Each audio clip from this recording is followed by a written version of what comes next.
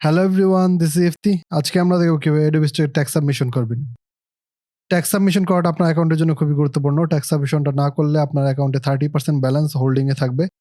Hold হয়ে থাকবে 30% balance. So চলুন দেখে নিই কিভাবে ট্যাক্স সাবমিশন করবেন।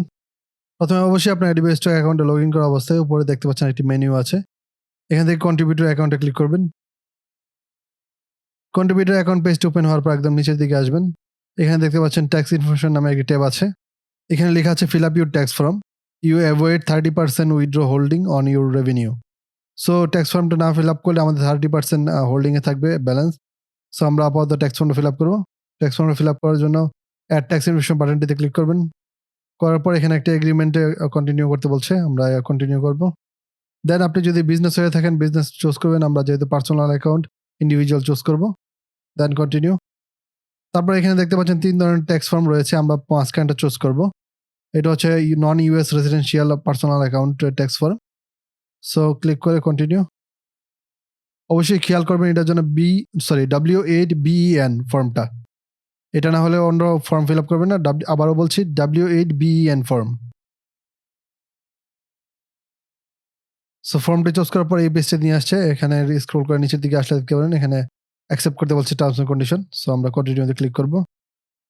আবার উপরে যেতে হবে ফর্মটা ফিল আপ করার জন্য। এখানে স্টার মার্ক করা যে ফিল্ডগুলো আছে সবগুলি ফিল আপ করতে হবে। প্রথমেই আপনার নাম দিবেন, দেন কান্ট্রি, অবশ্যই বাংলাদেশ। দেন 3 নম্বর ফিল্ডটিতে আপনার অ্যাড্রেস দিবেন। 4 নম্বরটিতে আপনার সিটি, ফর এক্সাম্পল আমার সিটি ঢাকা।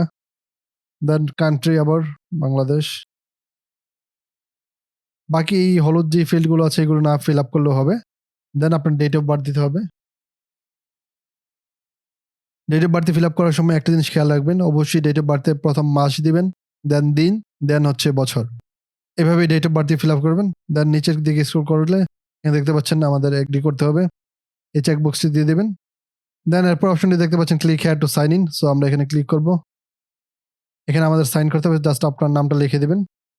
আপনার নামটা লিখে অ্যাপ্লাই ক্লিক করবেন।